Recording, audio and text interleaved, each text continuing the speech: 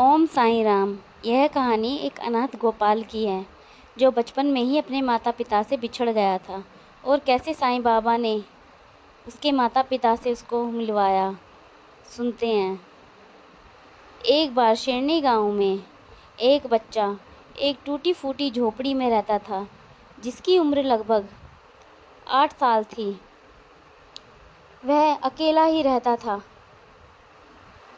शेरनी गांव में सुबह ही निकल जाता मांगने के लिए कि कोई कुछ दे दे खाने को, लेकिन कोई देता कोई नहीं देता। पूरा दिन उसका ऐसे ही निकल जाता। कभी तो खाना खाकर सोता और कभी कई कई दिन वो भूखे ही सो जाता था। कोई कुछ नहीं देता था। बस उसका एक ही सहारा था शेरनी में, साईं बाबा। वह रोज चुपचाप जब भजन कीर्तन होते थे संध्या को, तो वो द्वारका माई में जाता था और सबसे पीछे एक कोने में छुपकर बाबा को देखता रहता था। बाबा के दर्शन के लिए वह रोजाना द्वारका माई जाता था। वह इस आस में भी जाता था कि द्वारका माई में कभी किसी ने लंगर लगाया हो तो मुझे खाने को मिल जाए। बाबा उसको देखते रहते थे। एक दिन वह बाबा के दर्शन के लिए बैठा हुआ था। बाबा ने उसको देखा। वो उस दिन बहुत भूखा था। 2 दिन से उसे कुछ नहीं मिला था खाने को। वह सबके द्वार पर जाता मांगने के लिए, पर कोई उसे कुछ नहीं देता। कोई मार कर भगा देता, कोई इसको गालियाँ देता। उस दिन बाबा ने उसको देखा। उसकी आंखों में आंसू थे और भूख के मारे वह परेशान था। बाबा ने बुलाया, गोपाल इधर आ। गोपाल ने चारों तरफ देखा। वो चौंक गया, वो डर गया कि बाबा ने मुझे बुलाया है। वो डरते डरते धीरे धीरे आगे बढ़ा। सब लोगों की नज़र उस पर थी। सब लोग अचरज में थे कि बाबा ने हम सब में से किसी को नहीं बुलाया, लेकिन एक छोटे से बच्चे को बुलाया जो सबसे पीछे बैठा था। वो आ नहीं रहा था। धीरे धीरे कदम उसके बाबा की तरफ बढ़ रहे थे। जैसे वो पास आया, वो रोने लगा। उसकी आंखों में आंसू थे। उसने सोचा, कहीं यहाँ से भी मुझे धक्के मार के न निकाल दिया जाए। वो हाथ जोड़कर माफ़ी मांगने लगा बाबा से। बाबा मुझे मारना मत, मैं यहाँ से चला जाऊँगा। बाबा ने कहा, पगले इधर आ। तू तो मेरा बच्चा है, मेरे पास बैठ। तूने खाना खाया? उसने गर्दन हिला दी, कुछ बोला नहीं। बाबा बोले, मैं समझ गया। बाबा धुनी के पास बैठे थे। उन्होंने एक सेवक से कहा, मेरा जो खाना रखा है उसे लेकर आओ। वह सेवक बाबा की थाली उठाकर लाया।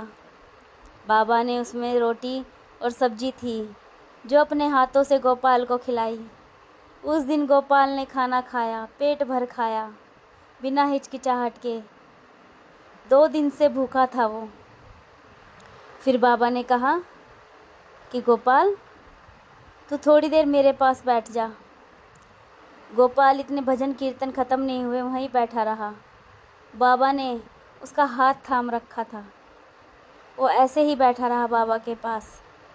फिर उसके बाद जब सब चले गए, उसने कहा, बाबा अब मैं चलता हूँ। आज मैंने कितने दिनों में पेट भर खाना खाया है। बाबा ने कहा, ठीक है मेरे बच्चे, कल ज़रूर आना। वह चला गया। उस दिन बहुत बारिश हो रही थी, इतनी कि उसकी झोपड़ी पहले से ही टूटी हुई थी। वो बारिश में और बह गई। वह अगले दिन फिर आया। उसने देखा, जैसे ही वह आ रहा था द्वारका माई के लिए, रास्ते में बहुत सारे बच्चे नए वस्त्र पहनकर मेले के लिए जा रहे थे। उसके मन में आया, काश मेरे माँ बाप होते तो मुझे भी नए वस्त्र पहनाकर मेला दिखाने ले जाते। उसके पास न खाने को था, न पहनने को, और ना ही मेला देखने के लिए पैसे थे। उसने बाबा के ध्यान किया और द्वारका माई आ गया। आकर बैठ गया इस आस में कि आज मुझे फिर खाना मिलेगा। उस दिन वहाँ पर भंडारा हुआ था। उसने वहाँ पेट भर खाना खाया। और बैठा रहा। बाबा ने कहा, गोपाल इधर आ, खाना खाया तूने? उसने बोला, हाँ बाबा मैंने खाना खाया। फिर क्यों उदास है? मैं समझ गया तेरा उदासी का कारण, चल तुझे मेला दिखा के लाता हूँ। गोपाल चौंक गया कि बाबा को मेरे मन की बात कैसे पता चली। गोपाल ने कहा, बाबा आपको कैसे पता चला मेरे मन में क्या है? बाबा ने बोला, मैं हर किसी के मन की बात जानता हूँ, पर वक्त आने पर उसको हर चीज़ देता हूँ। बाबा ने कहा, चल गोपाल मेला देखने चलते हैं। गोपाल नहीं उठा, उसने गर्दन हिला दी। बाबा ने कहा, क्या हुआ? बाबा मेरे कपड़े फटे हुए हैं, ऐसे में सब मेरा मजाक बनाएंगे, मैं नहीं जा रहा मेला देखने।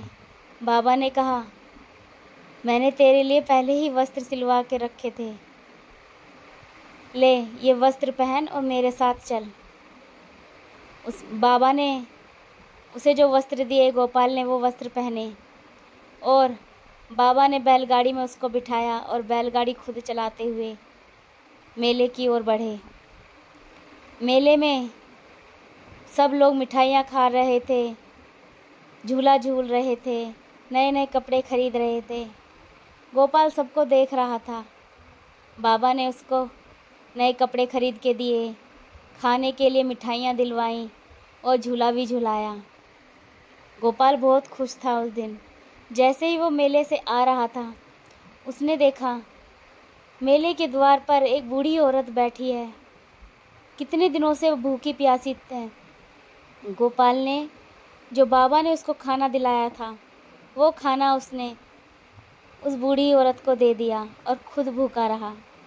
बाबा यह देखकर धीरे धीरे मुस्कुराते रहे।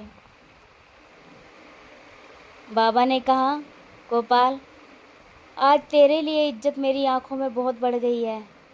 तूने खुद भूखा होकर एक भूखे को खाना खिलाया है। जो भक्त मेरा भूखों को खाना खिलाता है, प्यासे को पानी पिलाता है, वो मेरे और करीब आ जाता है।